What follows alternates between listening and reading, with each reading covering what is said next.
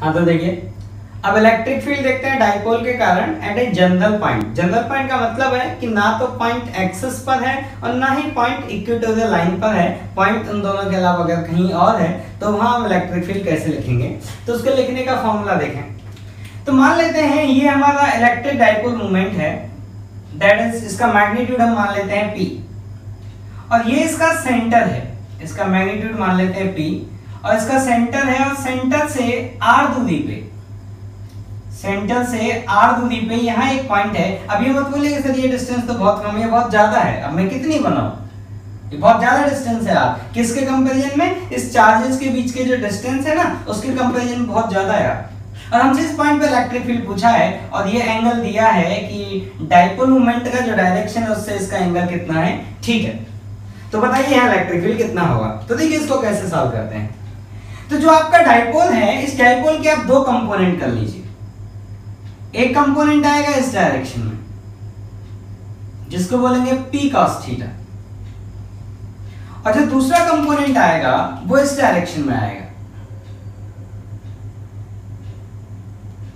उसको बोलेंगे P sin theta. तो डाइपोल एक वेक्टर क्वांटिटी है तो उसके सेंटर पे उसके दो टुकड़े किए जा सकते हैं।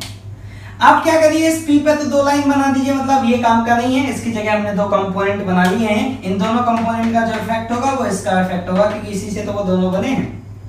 अब अगर इस P cos थीटा के कारण इलेक्ट्रिक फील्ड लिखा जाए तो यहाँ पे जो इलेक्ट्रिक फील्ड आएगा इस डायरेक्शन कितना है, 2kP, तो P cos थीटा, तो P cos थीटा लिख दिया अपॉन r क्यूब, और डायरेक्शन डाइपोल के अलोंग है तो डाइपोल के अलोंग लिख दिया।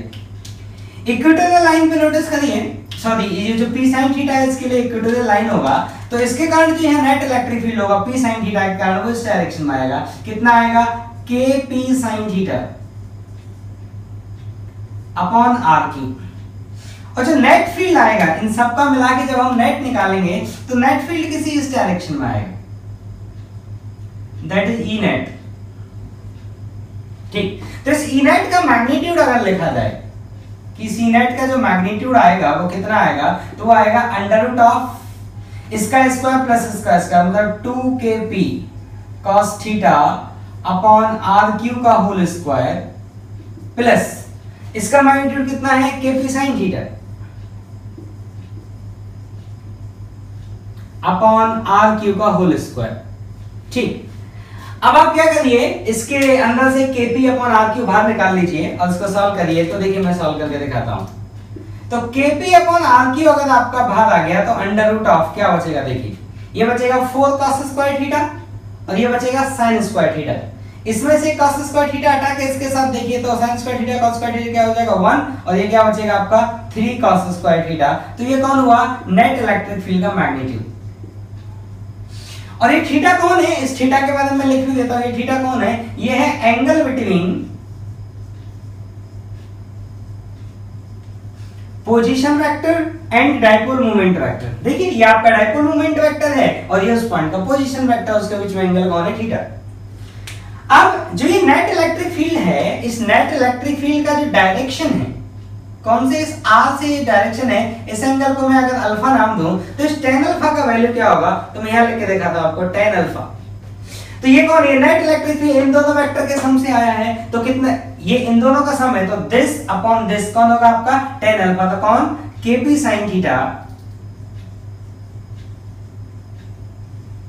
Upon r cube divided by 2kP cos theta upon r cube. तो ये कितना आया आपका tan थीटा बाय 2, मतलब अल्फा और थीटा में ये रिलेशन होता है। ठीक, ये अल्फा कौन है, इस r वेक्टर से कितना एंगल है इलेक्ट्रिक फील्ड का। अब मैं कह रहा हूं कि मान लो, अब देखिए मैं बोलूं कि डाइपोल की डायरेक्शन से कितना एंगल हुआ, तो डाइपोल की डायरेक्शन से एंगल कितना हुआ, तो यहां लिखता हूं मैं, बॉक्स बना के लिख देता हूं, E net vector and P vector have angle कितना, थीटा प्लस अल्फा। देखो डाइपोल मोमेंट इधर है तो ये हुआ r वेक्टर का एंगल थीटा और इससे अल्फा और आगे हुआ, तो P वेक्टर से E नेट वेक्टर का एंगल कितना हुआ, थीटा प्लस अल्फा। अब मान लीजिए मैं ऐसा चाहता हूं कि जो मेरा नेट इलेक्ट्रिक फील्ड का डायरेक्शन आए वो इस डाइपोल मोमेंट के परपेंडिकुलर आए, तो मैं कह रहा हूं कि लेट, अब एक ऐसा कंडीशन ढूंढते हैं कि let theta plus alpha equal to 90 degree.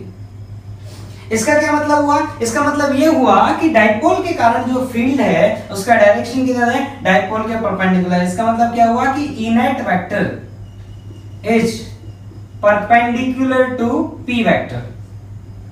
ठीक, तो इसके लिए इक्वेशन लिखा जाए तो देखिए थीटा प्लस अल्फा 90 डिग्री है, तो अल्फा की जगह क्या आ जाएगा आपका 90 माइनस थीटा। तो यहां से अल्फा किसके बराबर आ जाएगा? 90 माइनस थीटा। इसको यहां ले जाके पुट कर दीजिए अल्फा को, तो क्या आया? tan of 90 minus theta equal to tan theta by 2। ये क्या आ जाएगा आपका cot थीटा।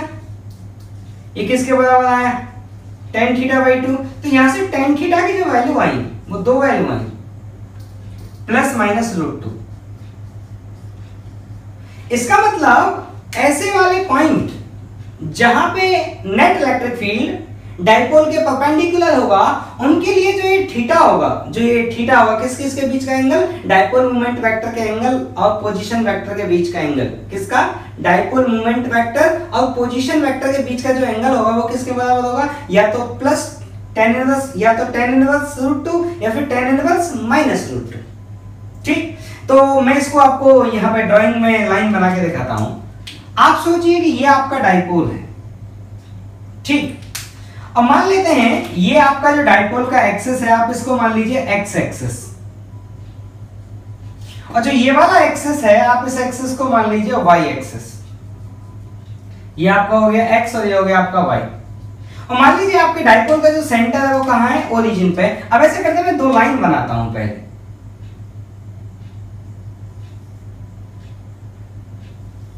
एक लाइन ये है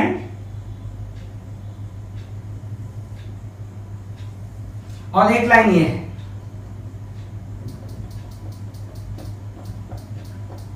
अब देखिए मैं ये कह रहा हूं कि ये वाला जो एंगल है ना, ये एंगल अगर थीटा है तो ये थीटा की वैल्यू है tan इनवर्स √2।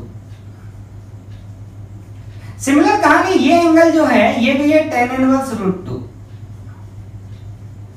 ठीक, अब मुझे बताइए तो जो मेरा ये वाला पॉइंट्स होंगे, बहुत दूर की बात करेंगे, नजदीक की बात नहीं करेंगे, क्योंकि ये फॉर्मूले कब एप्लीकेबल होते हैं? जब बहुत दूर का पॉइंट होता है। तो यहाँ नेट इलेक्ट्रिक फील्ड किधर आएगा? डाइपोल के परपेंडिकुलर। तो डाइपोल को जाना है एक्स एक्सिस में, तो यहाँ पे फील्ड किधर होगा? Y axis.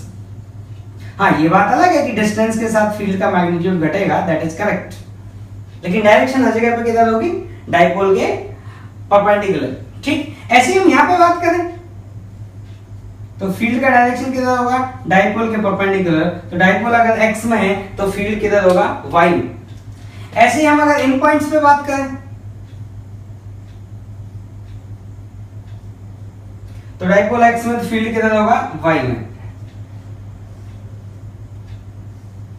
अब बोलोगे सर ये एरो आपको कैसे समझाता है? ये देखिए प्लस चार्ज है, प्लस चार्ज है ऐसे दूर की तरफ और हमें परपेंडिकुलर करना है तो इधर हो गया। प्लस चार्ज है तो ऐसे दूर की तरफ परपेंडिकुलर करना है तो ऐसे हो गया। यहाँ कौन है? ये कौन होता है? माइनस चार्ज, तो इसकी तरफ होना चाहिए, तो परपेंडिकुलर करना है तो ऐसे कर दिए। ठीक है, तो ये याद रखिएगा कि डाइपोल के कारण जो इलेक्ट्रिक फील्ड होता है वो डाइपोल के परपेंडिकुलर होता है और बहुत सारे पॉइंट पर होता है। और उनकी एंगुलर पोजीशन क्या होती है? तो डाइपोल की डायरेक्शन से एंगल कितना होना चाहिए? tan इनवर्स माइनस √2, और डाइपोल के अपोजिट डायरेक्शन से भी एंगल क्या होना चाहिए? tan इनवर्स माइनस √2, मतलब ये वो पॉइंट्स। ठीक, अब हमारे सामने एक क्वेश्चन है। अब देखिए डाइपोल की फील्ड के बारे में एक चीज और देखिए, पॉइंट चार्ज की जब इलेक्ट्रिक फील्ड लिखते थे तो नीचे r² आता था, और आप देखिए डाइपोल की फील्ड नोटिस करिए नीचे कौन आता है? r3। ठीक, इसका मतलब डाइपोल की फील्ड है वो ज्यादा फास्ट डिक्रीज करेगी। आप सोचिए एक तो r3 का डिवाइड लगे और एक r² का डिवाइड लगे, तो r3 का डिवाइड लगेगा तो वो फंक्शन क्या करेगा? जल्दी जल्दी फॉल करेगा। ठीक, क्योंकि r3 का डिवाइड। अब हमारा टास्क है, आपके लिए बोला है जो डाइपोल है परपेंडिकुलर है, दोनों का मैग्नीट्यूड b है और एक पॉइंट है a और एक पॉइंट है b और वो भी r के बराबर है, तो आपसे पूछा नेट फील्ड कितना होगा। तो पॉइंट a पे मैं पहले फील्ड लिख के देखा था, तो इस वाले के कारण होगा इस डायरेक्शन में और इस वाले डाइपोल के कारण होगा इस डायरेक्शन में। अब बात करते हैं इस वाले पॉइंट की b की। तो जो ये वाला डाइपोल है इसके एक्सिस पर है, तो एक्सिस पर फील्ड का डायरेक्शन क्या होता है? Along the dipole moment. और इस वाले डाइपोल के लिए इक्वेटोरियल है तो वो किधर होता है? Opposite to dipole moment. ठीक, तो इन दोनों का नेट करेंगे तो इधर आएगा ई नेट, कितना आएगा आप स्क्वायर करके ऐड कर सकते हैं, इनका ई नेट इधर आएगा, कितना आएगा आप स्क्वायर करके ऐड कर सकते हैं क्योंकि दोनों में एंगल कितना है 90 डिग्री। ठीक, नेक्स्ट क्वेश्चन फिर से है कि दो डाइपोल है आपके सामने, एक डाइपोल यहां रखा है, एक डाइपोल यहां रखा है, दोनों का मैग्नीट्यूड बराबर है P और P। हमसे पूछा कि इस वाले पॉइंट पर नेट इलेक्ट्रिक फील्ड क्या होगा, तो देखिए आपको लिख के दिखाते हैं। इस डाइपोल के लिए कौन सा पॉइंट हुआ ये, इस वाले डाइपोल के लिए इक्वेटोरियल, तो इसके कारण फील्ड कितना होगा इस डायरेक्शन, कितना होगा Kp अपॉन ये डिस्टेंस कितना है AQ। इसके कारण कितना होगा इस डायरेक्शन कितना 2Kp अपॉन AQ। तो जो नेट आएगा यहाँ पे नेट वो इस डायरेक्शन में आएगा ई नेट। तो ई नेट का जो वैल्यू आया इस वाले केस में वो लेफ्ट डायरेक्शन में आया, उसका मैग्नीट्यूड जो आया वो आया Kp अपॉन AQ। ठीक, अब देखिए एक क्वेश्चन आपसे और पूछता हूं। एक क्वेश्चन ये है कि एक सर्कल है और सर्कल का जो सेंटर है वो ओरिजिन पे लाई करता है।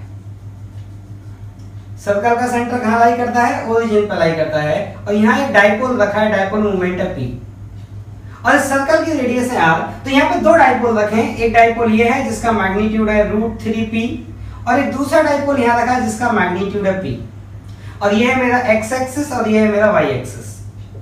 ठीक, और सर्कल का जो रेडियस है वो है r, मतलब इस पॉइंट के कोऑर्डिनेट है r, 0 और इस पॉइंट के कोऑर्डिनेट क्या हुआ 0, r। अब मुझे इस सर्कल पे उस पॉइंट के कोऑर्डिनेट बताने हैं जहां फील्ड का मैग्नीट्यूड सबसे ज्यादा है। ठीक, तो कैसे सॉल्व करेंगे सुनिए।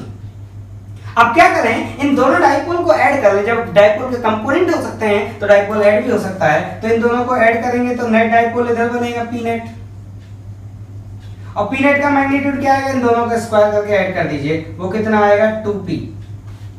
ठीक, और ये जो एंगल आएगा आपका, ये वाला एंगल, अगर इस एंगल को आप थीटा बोले तो एंगल कितना आएगा, आप सोचो इन दो वेक्टर का समेशन इधर आया है तो थीटा कितना आएगा आपका 30 डिग्री। आप करके देख ले यार, देखो एक वेक्टर ये है और एक वेक्टर ये है, इन दोनों को ऐड करना है, तो वेक्टर एडिशन तो 11th में पढ़े थे आप। तो ये एंगल कितना आएगा आपका 30 डिग्री। इसका मतलब इन दोनों डाइपोल को भगा के मैं एक डाइपोल अज्यूम कर सकता हूं, कौन, ये P नेट। तो देखो इसके आगे वाला जो पॉइंट होता है, यह इलेक्ट्रिक एक्सिस पे फील्ड सबसे ज्यादा होता है, कितना 2Kp/r3। तो ये जो वाले जो पॉइंट होंगे, यहाँ पे जो इलेक्ट्रिक फील्ड का मैग्नीट्यूड होगा वो क्या होगा, सबसे ज्यादा होगा। तो इसके कोऑर्डिनेट क्या हुए r cos 30, r sin 30। इसके कोऑर्डिनेट क्या होंगे, सिमिलर स्टोरी।